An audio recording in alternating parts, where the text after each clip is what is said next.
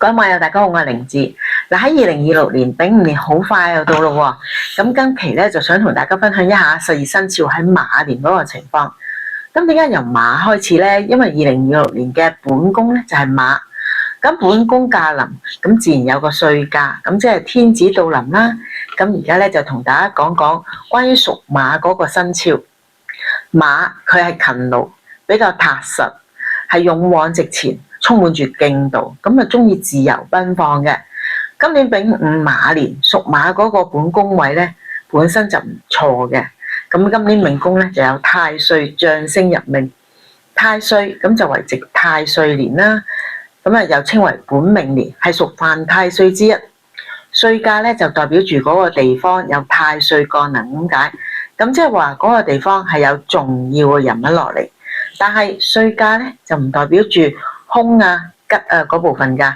咁一啲有權有勢有力嘅人去到嗰個地方，咁產生咩後果咧？唔知。咁嗰個宮位主宰嗰個咧就係將星。咁將星又代表住咩嚟咧？咁啊佢係一粒星宿嚟嘅。咁但係咧我哋就當佢係將軍啊，一個好掌權嘅軍人，掌握住國家經濟命脈嘅軍人嚟啊嘛。咁因為佢當時啦，咁屬馬嗰啲人咧，個人係容易衝動，容易情緒化，咁做起嘢上嚟咧係冇咁冷靜。咁所以咧就唔好同人喺街度鬧交，逞英雄啊！因為你一喐刺激到對方，咁啊周圍嘅人咧情緒高漲啊，或者衝動起上嚟，咁所以第一件事係要忍嘅。咁因為好容易受到外界嘅推波助瀾，咁即係話俾人講幾句，俾人慫恿講幾句，俾人嘲諷佢嗰幾句，咁佢嘅情緒咧就已經好明顯咁樣起伏，有推嗰啲嘢噶啦。今年屬馬嘅人咧，佢嘅財帛錢銀咧都係幾渴求嘅，同埋咧都幾難揾到錢。今年投機性咧比較重，有積聚財富嘅機會，但係咧就不適宜太進取或者係冒險。咁所以留意，咁會唔會有破財、有財嘅損失？咁男性屬馬嘅人咧，佢就要注意啦。佢身邊嘅女性留意下身體，因為妻咧亦都係財。嗱，今年咧就好有口福啦，有得食嘅，成日咧就有啲酒宴啊、飯局啊咁。咁因為幫助咗人啦，咁人哋咧就用飲飲食食嚟多謝你啦，仲俾人拍膊頭，讚有前途，你叻仔啊！今次靠晒你啦，得到好嘅讚譽，甚至係明星。咁啊，所以出外咧要小心啲啦。比如咧亂拋垃圾、亂泊車啊咁。今年咧容易接到啲罰單啊，或者係告票啊等等嘅。咁空星方面咧就有劍鋒伏屍三刑。劍鋒伏屍係例牌菜嚟㗎，年年都係太歲入座咧，都容易有呢兩煩嘢。咁呢兩煩嘢係咩啊？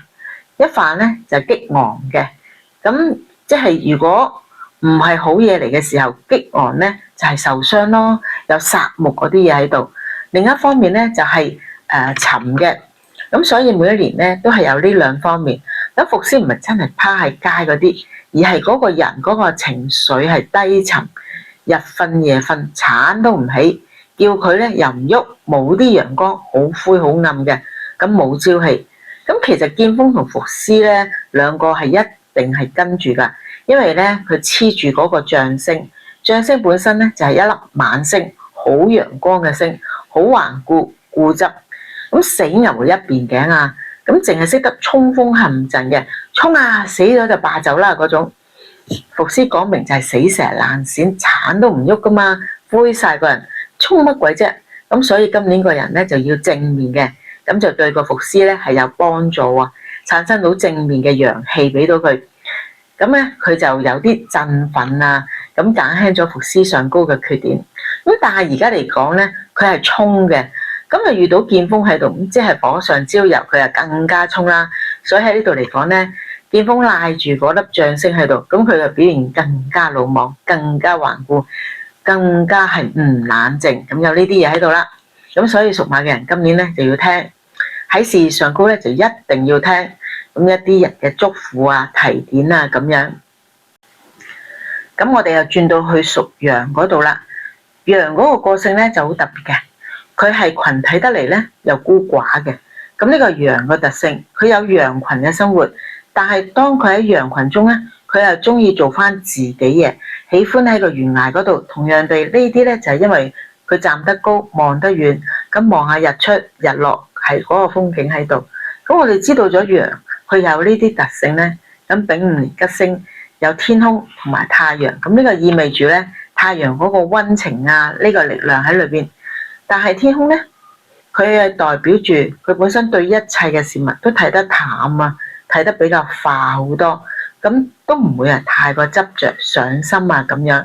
咁喺呢個情況底下，出年嚟講咧都係比較理想比較好嘅。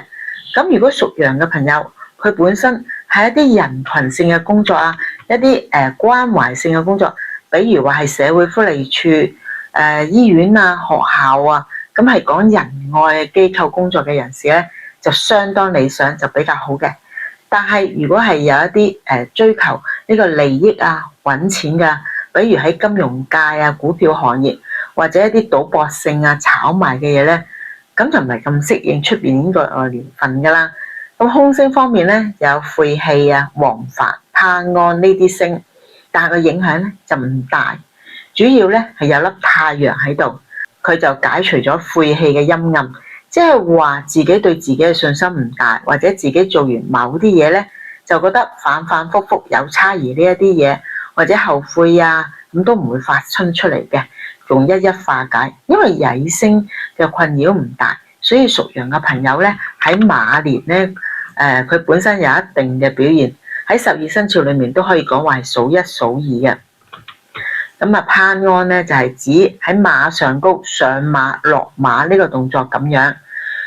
佢如果係曳星嘅情況底下咧，即係話容易有墮馬墜落啊呢啲咁嘅情況出現。但係相反地，佢如果係吉星嘅比較多咧，同樣福分福氣重嘅時候，咁身強嘅時候，咁呢一個咁嘅 power 亦都代表住係有提升嘅現象，即係升職啦。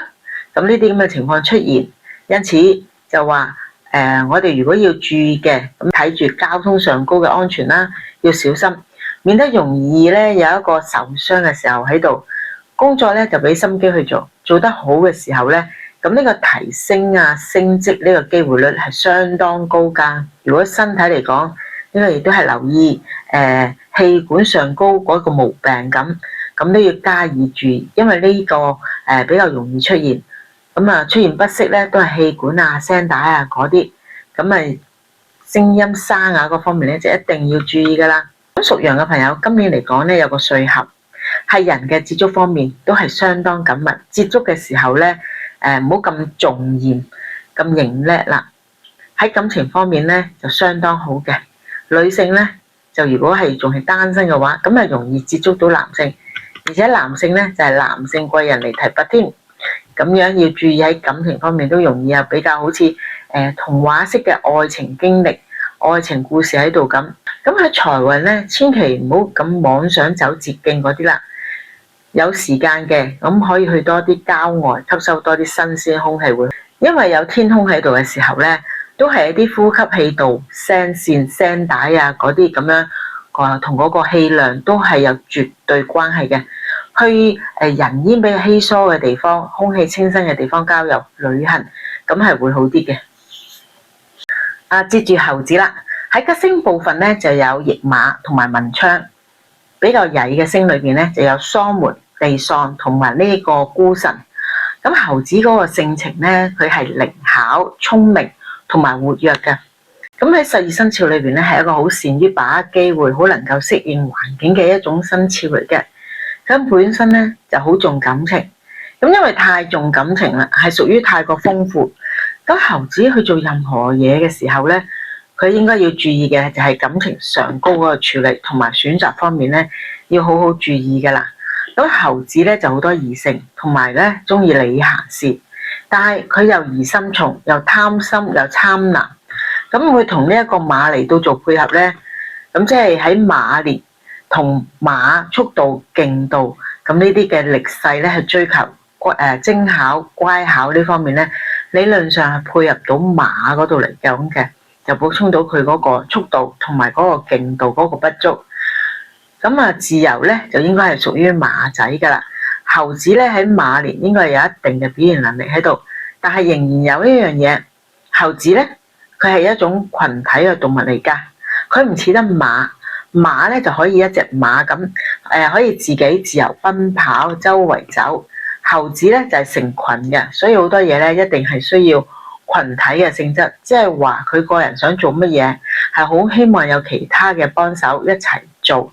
所以屬猴子嘅朋友，雖然係有馬去補充翻佢嗰個動力衝勁，咁呢個咧係最好嘅配搭同埋組合。但猴子咁呢一種咁嘅群體嘅生活模式咧，咁佢係好難自己一個走嚟走去完成一啲工作㗎，佢係好需要有人幫佢嘅。咁如果係單獨一個人咁嚟做嘅話咧，咁呢啲生肖咧就比較吃力同埋辛苦一啲，因為咧少咗周邊助力嘅時候咧係辛苦好多㗎。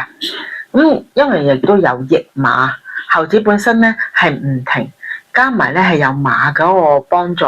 咁佢今年嘅活動範圍咧係廣闊廣大咗好多㗎。咁呢啲如果佢係啱做運輸嘅工作，又比如旅行社有一啲叫做導遊啊、領隊嗰啲，亦都係啱一啲嘅。有一啲如果唔係咁喐嘅，但係佢個工作性質咧都屬於喐嘅喎，比如話空姐啦，咁呢啲都係比較理想㗎。咁本身咧係有個文昌喺度。咁如果想進修，中修一啲文科嘅，今年咧如果係一啲比較理想嘅年份嚟㗎，咁你嗰個勝算啊，又或者係成績咧都係比較好嘅。今年咧都係不適宜投機冒險咁去取巧嘅，因為有文昌喺度啊，適宜一啲文職嘅文人工作。問題係佢又驛馬喎，又要走動喎，咁呢一個咧咁啊就叫做靜中就帶動。或者係動中有靜咁樣啦，咁嘅工作會比較理想。比如咧就係機場嗰啲地勤嘅人員啦，咁你知啦，飛機成日來來往往嘅人流係咪好動咧？成個環境你見到有車出轉啊咁啊，拎住行李左穿右插，咁佢哋嘅工作咧都係文職。咁如果改到財力咧，整體嚟講喺大環境大部分都係比較吃力㗎。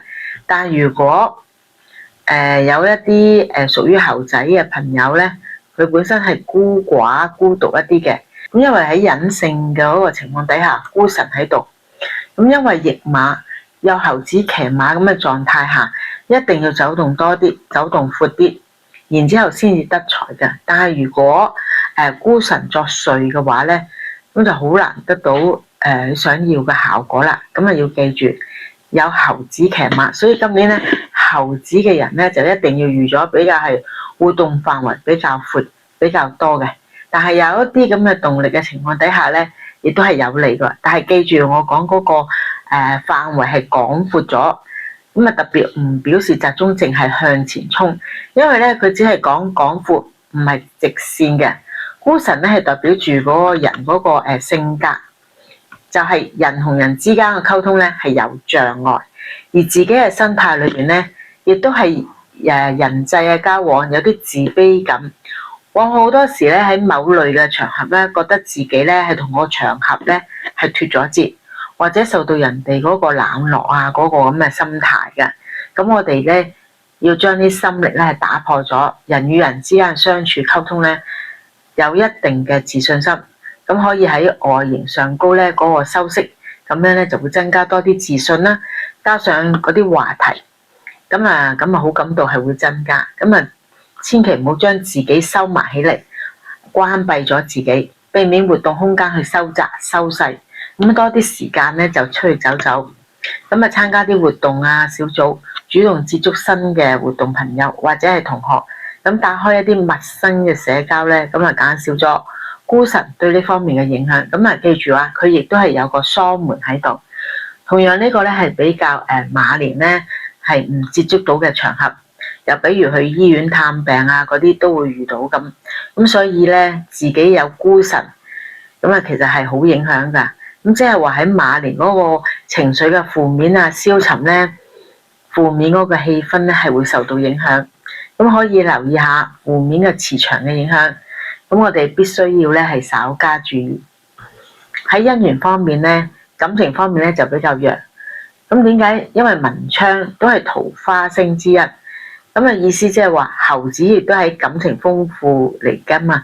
咁但係因為太過豐富啦，所以咧多情寡欲呢啲咁嘅情況咧，亦都係所以比較單身嘅嗰個感情咧都唔係咁穩定。咁戀愛之中咧係比較唔穩定嘅。但係如果結咗婚，有感情着落嗰啲咧，就要專一啲啦，專心啦，唔好去招惹其他嗰啲感情嗰啲咁嘅最需要注意嘅地方。另外咧，留意下旅行地點啊，選擇嘅地方啊，因為有孤實，梗係要去一啲比較熱鬧嘅地方啊，好啲嘅。接住落嚟咧，我哋講呢個屬雞嘅朋友咯喎。嗱，呢個雞本身係咩嘢性格同埋特徵咧？呢個係酉雞嚟嘅，咁佢唔係一般我哋講話攞嚟生肉嗰個雞，咁就係我哋嗰啲公雞、雄雞或者係泰國鬥雞嗰類，咁所以咧佢外表睇落去嘅時候咧，你可能唔覺㗎，咁呢個雞冇咩殺傷力啊，但係雞佢嗰個爪啊，同埋佢嗰個嘴咧係非常之利㗎，咁因此就話嗰個雞咧好容易係不動聲色咁咧，有啲攻擊人啊，同埋會產生同人哋嗰個衝突，俾人注意到咧，係佢嗰個目光嗰方面咧係相當銳利，同埋佢本身呢個雞啼聲咧係好容易就令人哋產生有警覺性。再其次咧就係言語方面啦，咁我哋成日講牙尖嘴利咁，係善於能言善辯，呢啲咧都係雞生肖嘅人所擁有嘅。雞咧亦都係四桃花之一，咁桃花除咗係人緣同埋我哋講男女嘅關係，仲有一樣嘢都包括咁我哋所講對藝術方面咧係擁有一定嘅能力，咁對美學啊即係點樣靚嘅特質咧都係比較容易掌握。咁喺外表上，雞亦都係俾人好嘅外觀同埋感覺，好似好溫順啊咁樣。講過啦，係會有啲咁嘅感覺，不過咧就要注意，佢攻擊嘅時候咧，佢就會用佢個伶牙俐齒。因此雞佢喺今年嚟計啦，今年係咋？係屬於西方，擺喺西面。今年裏邊嚟講咧，雞呢一粒三碧星入咗去，即係鬥牛煞啦。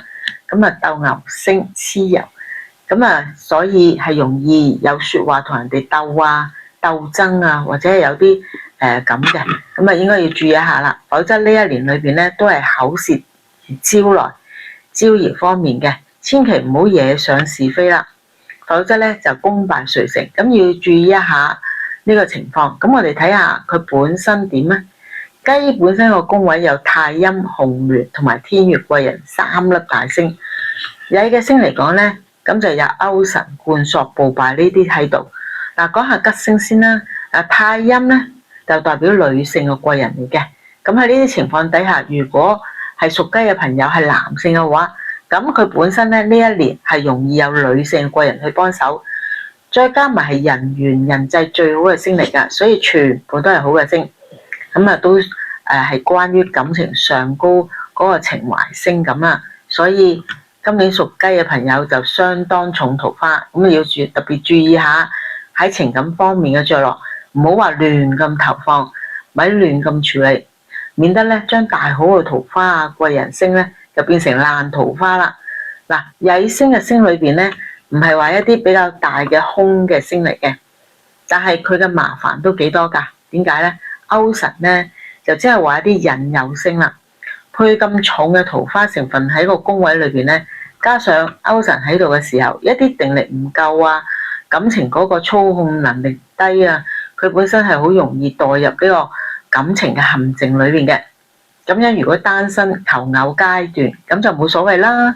但如果係一啲已婚啊，有固定嘅情侶對象嘅咧，咁唔好再跌入呢啲咁嘅感情漩渦裏邊啦。但係佢又產生比較大嘅引誘喎，吸引嗰啲咧因為佢有勾神喺度，咁呢一個代表住一連串連綿不絕嘅感覺，唔係話一斷就斷或者係一斬就斷咁，佢係好多楞好多麻煩嘢咁，好多手尾跟住㗎。咁財嗰方面咧，因為呢個六分咧入咗去啦，咁容易咧係得到佢個回報，同埋咧別人嗰個讚賞，咁呢啲係好實質。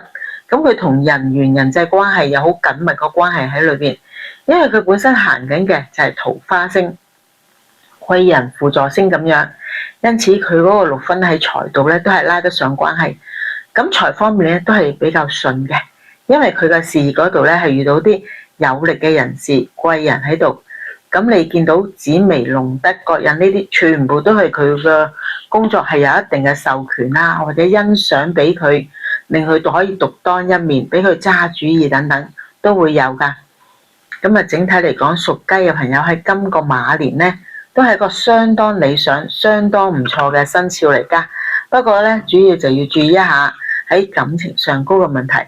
屬雞朋友出年咧就要留意下呢啲情況噶啦。嗱，今期咧我哋分享到呢度，咁我哋下期再見啦。